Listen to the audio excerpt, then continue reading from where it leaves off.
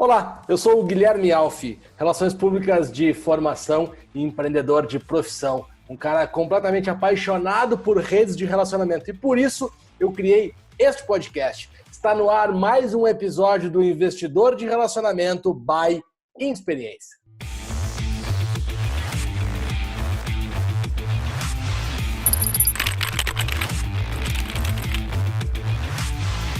E vocês estão vendo, quem está assistindo pelo YouTube, porque esse podcast, gente, ele é muito importante. Ele está no YouTube, no Spotify, no Deezer, no Apple Podcast, em todas as plataformas.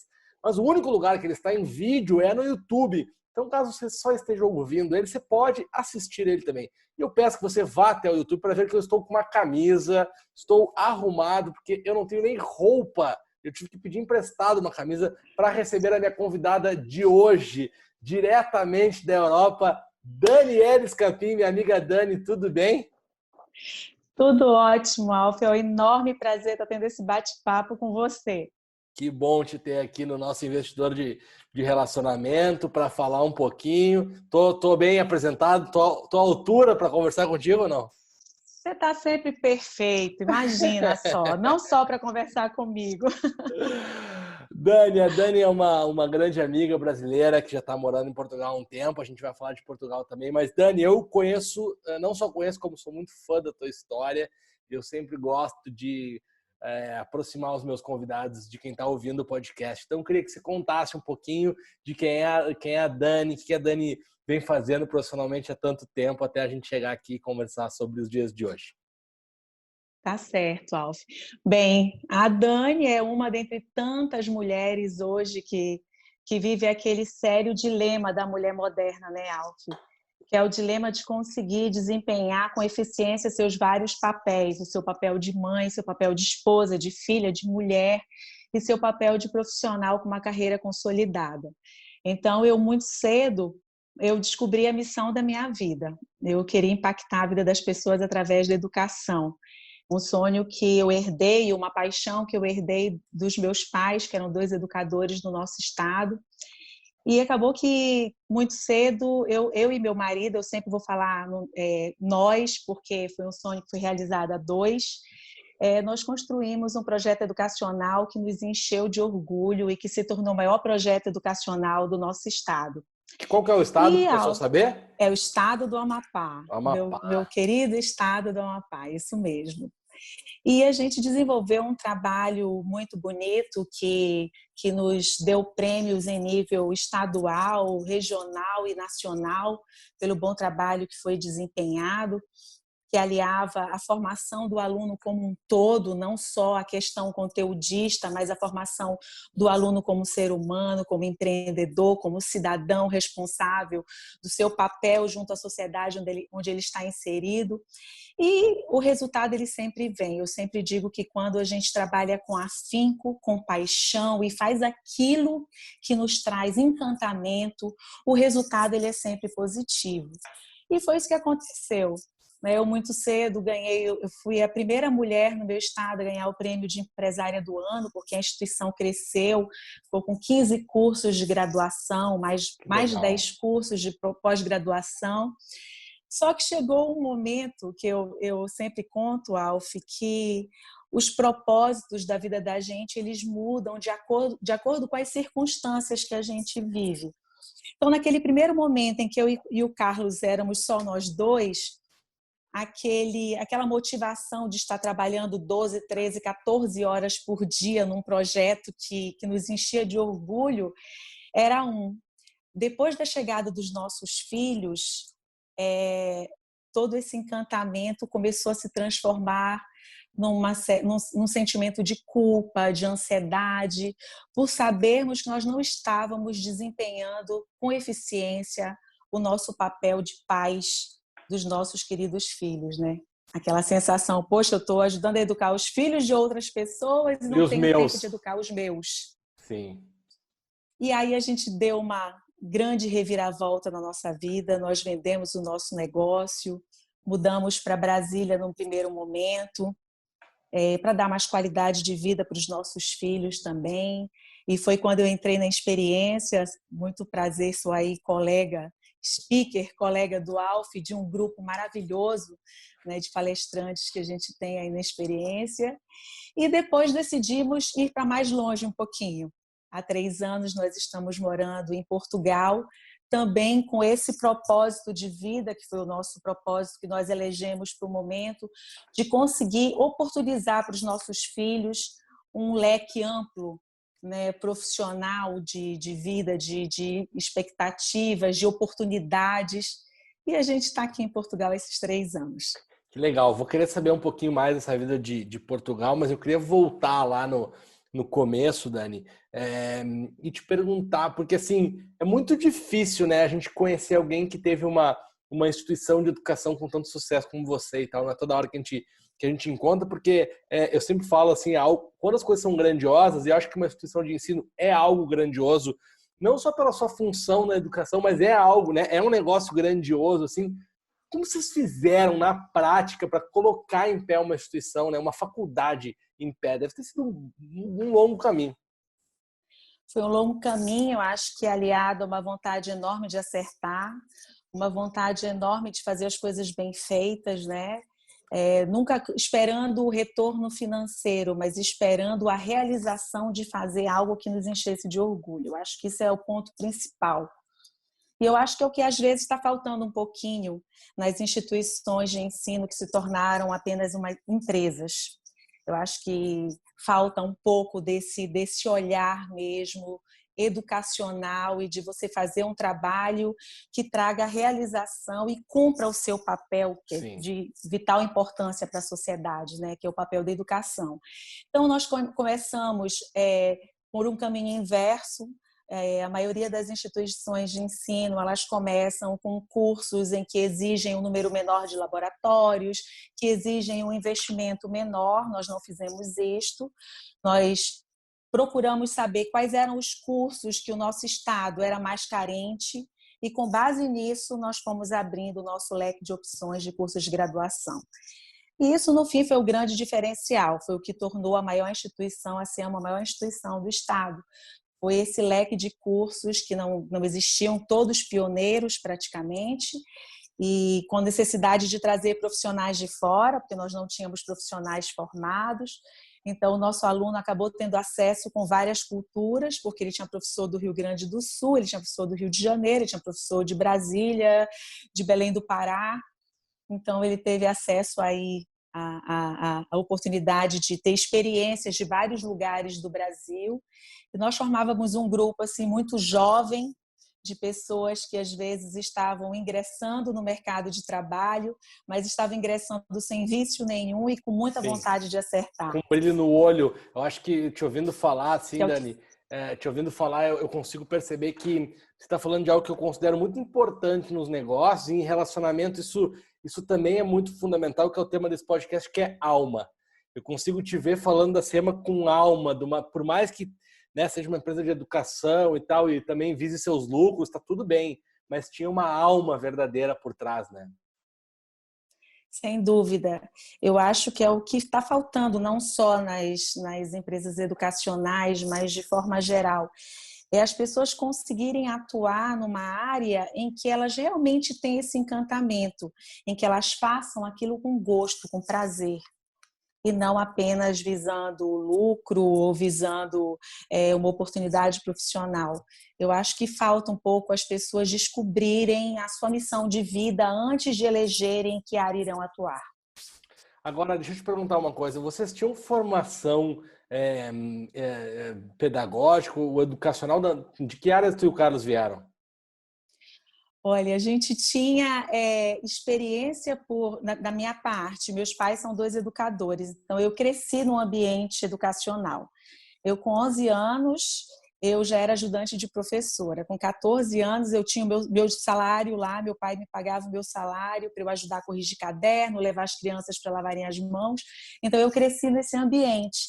Mas, quando eu tinha 15 anos, eu decidi que eu ia fazer direito. Foi um impacto enorme assim, para os meus pais. Você imagina, né? 2 educadores, um projeto educacional para a gente levar em frente. E como assim vai querer ser advogada? Eu disse, não, eu quero ser juíza.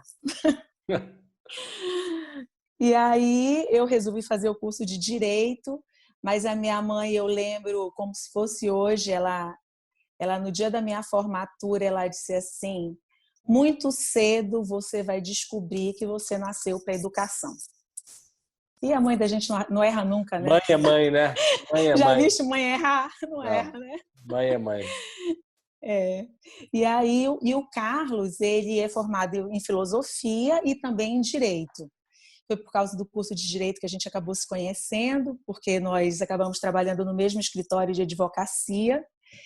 E de lá, nós, em pouco tempo, nós casamos em 3 meses de namoro. 3 meses. É. Nós vamos ter que fazer E um podcast casamos só sobre esse relacionamento, você e o Carlos, aí já fica o convite. só sobre relacionamento. E assim, a gente casou em dezembro e em janeiro nós começamos o projeto educacional. Então, foram duas sociedades que começaram ao mesmo tempo e que, para minha grande felicidade, ambas foram de muito sucesso. Agora, Dani, vamos falar um pouquinho sobre o papel da educação, né? Esses dias até a gente teve um papo, eu e tu, sobre outro assunto, e a gente falou muito sobre isso, né? A gente está vivendo um mundo tão maluco, de tantos valores invertidos, onde eu acho, sinceramente, que a hipocrisia está reinando, né? Porque eu acho que a gente vive um país polarizado, que um lado diz A, um lado diz B, mas na verdade A e B estão cheio de inconsistências nos seus discursos, né? Eu vejo muita gente dizendo que é super conservador, mas fazendo barbaridades. Aí eu vejo gente dizendo que tem que ser tudo para todos, mas também só quer as coisas para si. Então tá muito difícil. Qual que é o papel da educação nisso tudo? E ela é a nossa melhor saída para mudar o Brasil? Sem dúvida nenhuma, Alf. Só através da educação a gente vai conseguir proceder à mudança que é tão necessária no Brasil e que está sendo adiada por tanto tempo. Então, o que a gente sente é que a educação, ao longo dos últimos 20 anos, ela deu uma degringolada boa, porque ela começou a se preocupar muito com os índices, né? Muito com o conteúdo excessivo para o aluno. Sim. E com aqueles índices que iam ranquear as instituições, a vaidade de saber qual era a instituição boa e a que não era, e se esqueceu o principal, que é você dar aquela formação adequada do aluno. Tornar o aluno, como eu falei no início, um cidadão responsável, empreendedor, que saiba trabalhar em equipe, que tenha empatia. Então, tudo isso, hoje, nesse momento da pandemia, ficou muito evidente de que a gente não fez esse dever de casa lá no passado e que a gente está pagando um preço alto agora. Uhum. Então, o Brasil, ele acaba sendo fruto, esse momento polarizado que ele vive, é exatamente fruto desses excessos, né, das pessoas sempre julgarem que estão certas, e que é algo que também a gente não está trabalhando dentro das escolas, das universidades, que é você saber trabalhar com as diferenças, você compreender que as pessoas podem pensar de maneira diferente de você e nem por isso você vai odiar as pessoas. Sim. De você trazer para o seu lado pessoas que pensem diferente, era uma premissa que nós tínhamos, assim, dentro da instituição, na hora da contratação, a gente não gostava de contratar pessoas que tivessem um pensamento muito alinhado ao nosso, porque a gente perde a chance de conseguir enxergar um lado que a nossa capacidade não nos dava por nós termos algumas limitações.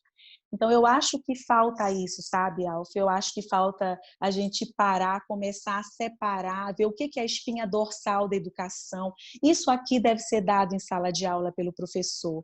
Todo o resto está um clique do aluno, o aluno que tem interesse, o aluno... Hoje a informação está tão fácil, né, Alf? Então, tem coisas muito mais importantes que precisam ser ministradas dentro da sala de aula, porque hoje os pais estão fora, eles não estão conseguindo dar aquele acompanhamento para o filho e a escola também não está cumprindo o seu papel. E aí a gente está tendo aí um Brasil do jeito que a gente está.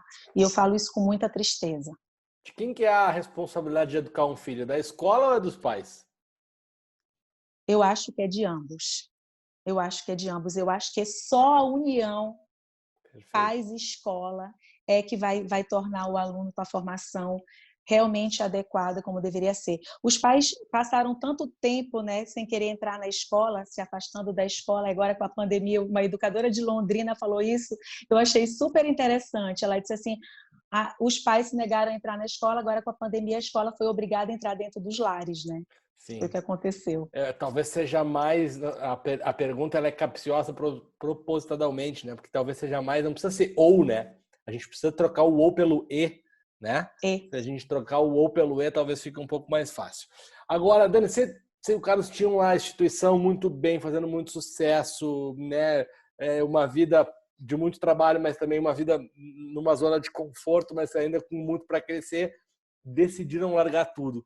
Como é a sensação de largar tudo? Dificílima, Alf.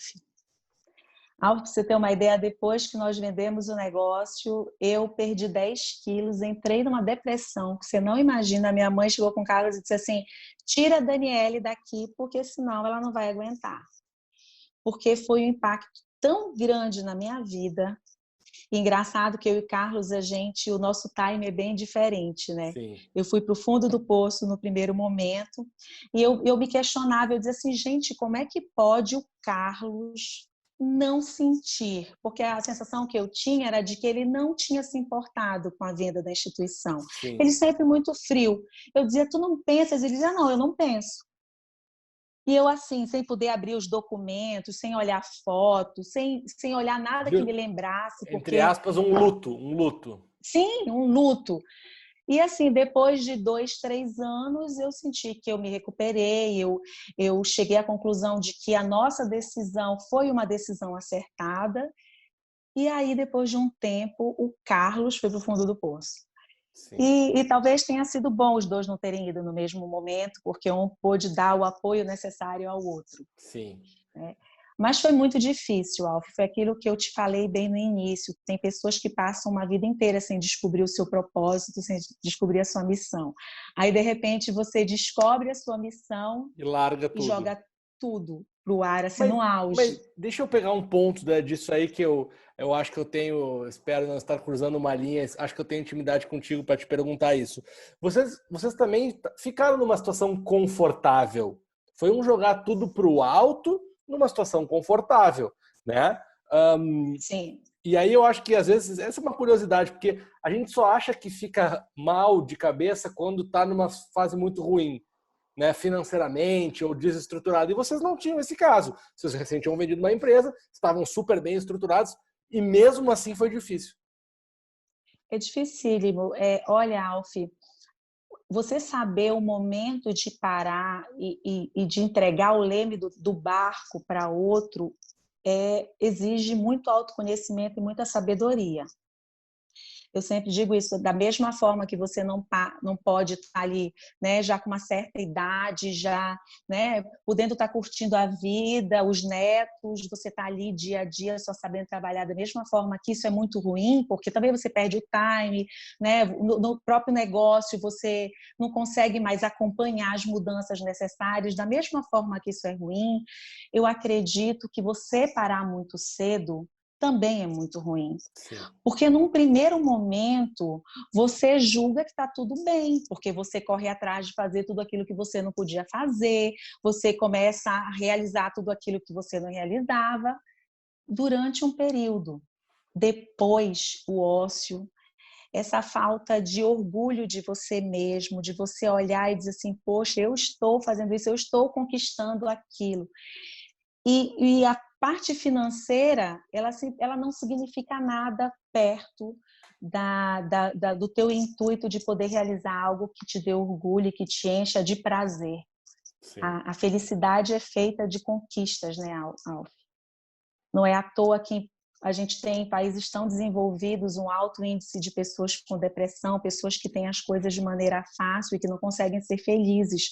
Sim. É a prova cabal de que o financeiro, o dinheiro, ele não te traz realização de maneira nenhuma. Ele te auxilia a realizar outras coisas, mas ele por si só não traz. Não, faz muito sentido porque talvez uma conclusão disso tudo é que a alma não tem preço, né?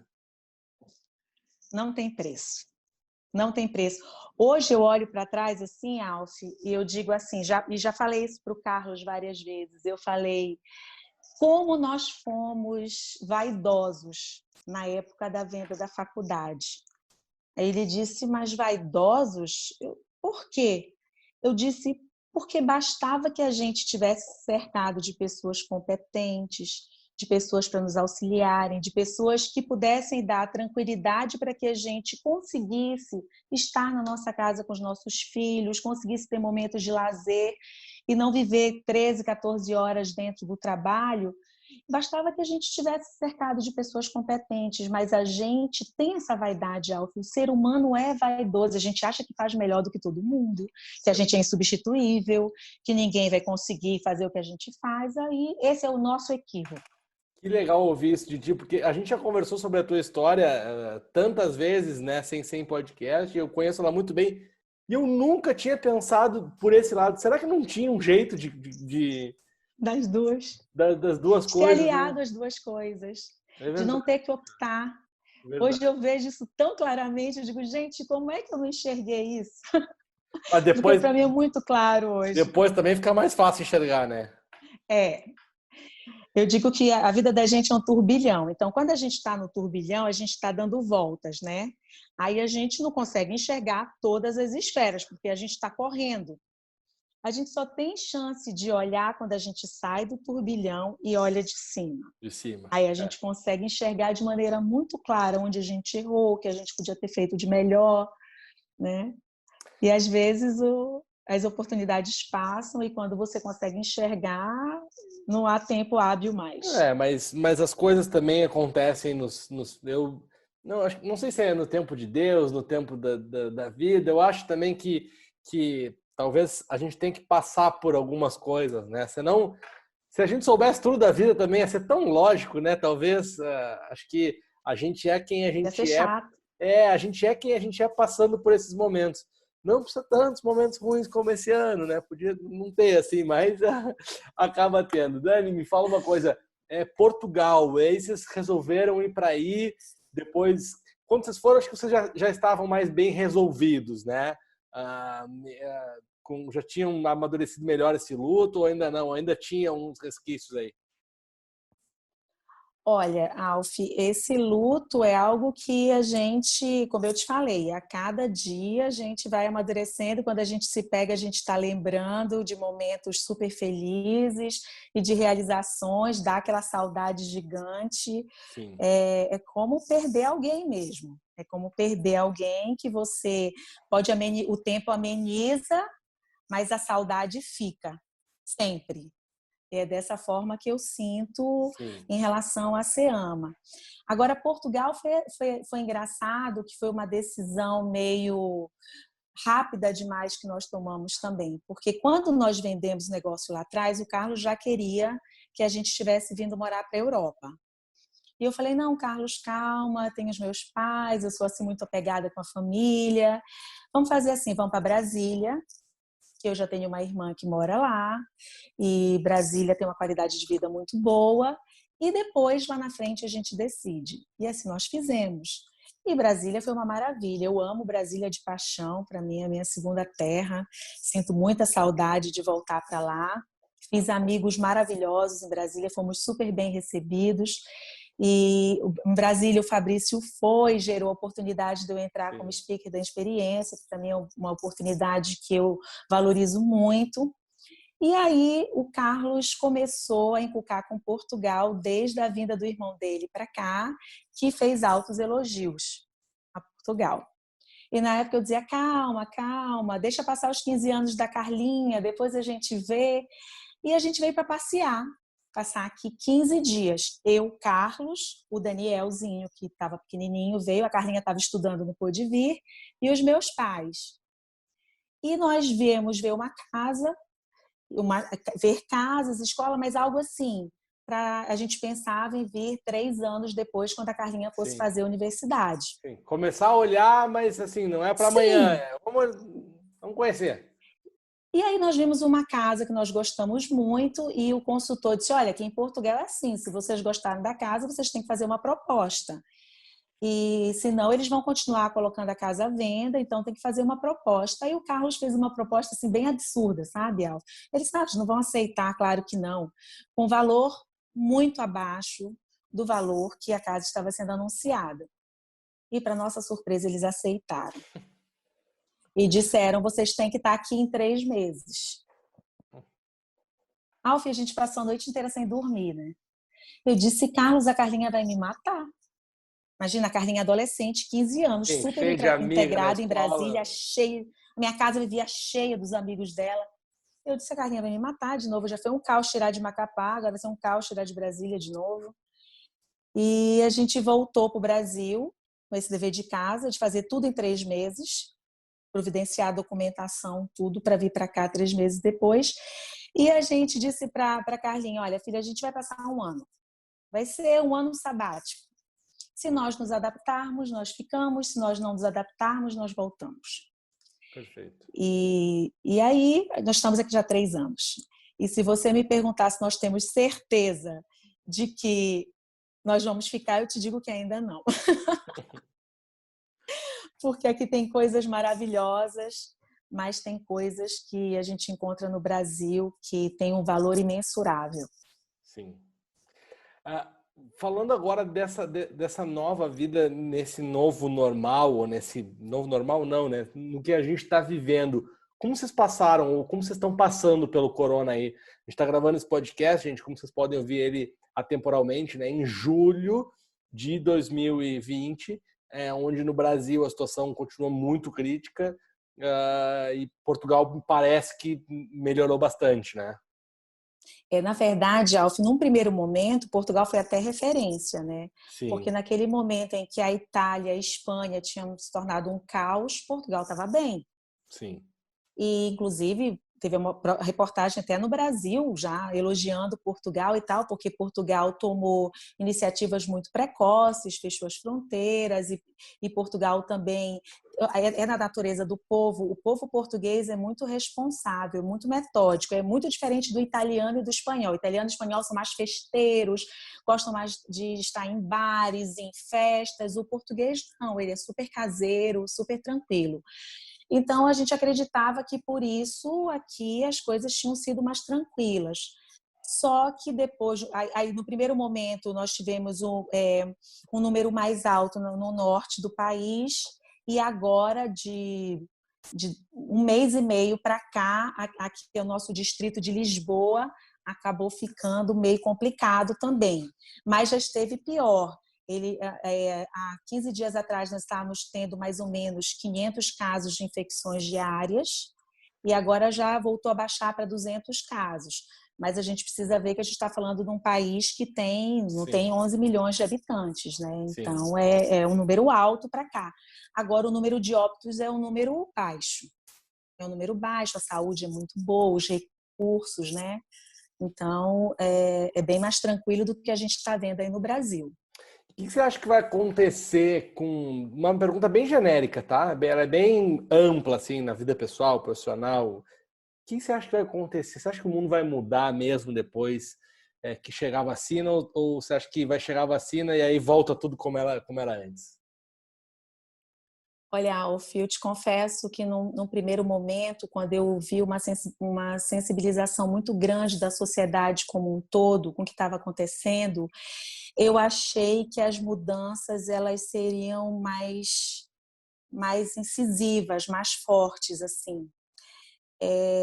Só que, para minha surpresa, com o tempo, parece que as pessoas vão esquecendo. Quem não sentiu muito na pele, quem não teve um caso de família, um caso próximo de perda de alguém, parece que as pessoas esquecem um pouco. E aí a falta da empatia volta a surgir de maneira forte, né? O Papa Francisco, eu sou muito fã do Papa Francisco, ele disse logo no início que o mundo não poderia continuar são em um mundo doente. A gente está vivendo no mundo doente. Sim. De maneira geral.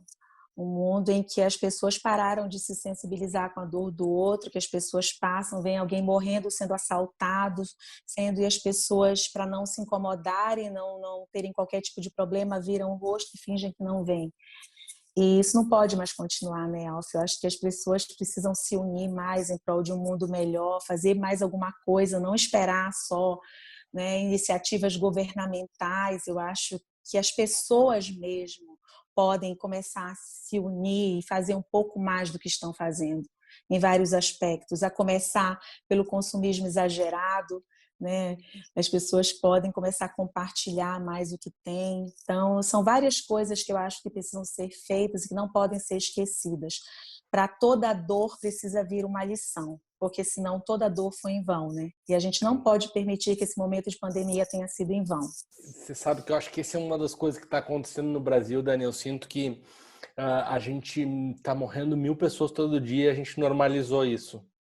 E eu nem tô Isso é falando, triste. e eu nem tô falando assim que alguém tá fazendo isso por mal, tá? Eu normalizei. Tô falando por mim. Eu normalizei. Eu vejo, eu não fico mais triste porque já tá morrendo 1.000 pessoas há tanto tempo. E isso a gente não pode perder, não pode ser normal, né? A gente não pode achar isso comum. Não pode. Não pode, porque senão os problemas advindos do que a gente está vivendo serão infinitamente maiores, né? É.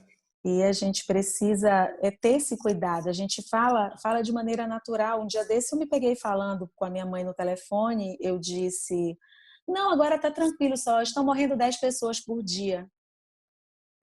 Olha a frase que eu usei, Alf. Só Sim. estão morrendo 10 pessoas É. por dia. Mas são 10 famílias que vivem um luto, que perderam alguém muito importante, de um significado enorme em suas vidas e que a gente fala de Eu maneira natural. acho que é aquela história, acho que tá entendendo o que é o coronavírus quem perdeu alguém. Você não É bem isso. falando por mim, tá? Tô falando por mim. Eu não perdi ninguém, graças a Deus.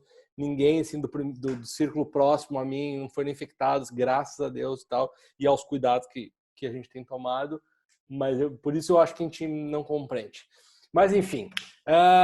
Duas perguntas finais, que nosso tempo já está estourado. Os papos bons são assim, os que a gente não vê o tempo passar. Eu tenho uma que eu quero uma resposta rápida, porque ela vai gerar um episódio. Já tá aí o convite para você e para o Carlos, para gente fazer um episódio nós três para falar de relacionamento. Você falou no começo que você abriu uma empresa com seu marido, vendeu ela, tem outras coisas. Como faz para não se separar e ser sócio nos negócios? Se ensina, pelo amor de Deus. É uma batalha diária, Alf. Não dá, não tem conselho que possa ser dado. É uma luta diária para você não misturar as coisas, para você conseguir respeitar o limite, que é muito tênue entre a tua sociedade matrimonial e a tua sociedade nos negócios. É você cuidar muito da competitividade, porque eu digo que a competitividade de todos os problemas é o maior. Sim. É você medir poder, é você ver quem manda mais, porque se iniciou um negócio em conjunto. E isso é uma luta que você precisa travar diariamente. Nós erramos muitas vezes, nós sofremos, nós choramos, mas nós vencemos essa batalha diária, porque a gente conversava muito, a gente procurava se compreender, até que chegou o momento que a gente viu que todo aquele sucesso era fruto do trabalho dos dois. Sim. Porque a gente se completa demais, Alf. O Carlos tem habilidades que eu não chego nem perto de ter. E eu acho que eu tenho algumas habilidades que ele não tem. E a gente se completa de forma que a gente se torna muito forte somente quando nós estamos juntos. Quando nós estamos mais separados, a gente não tem tanta força assim. Que legal.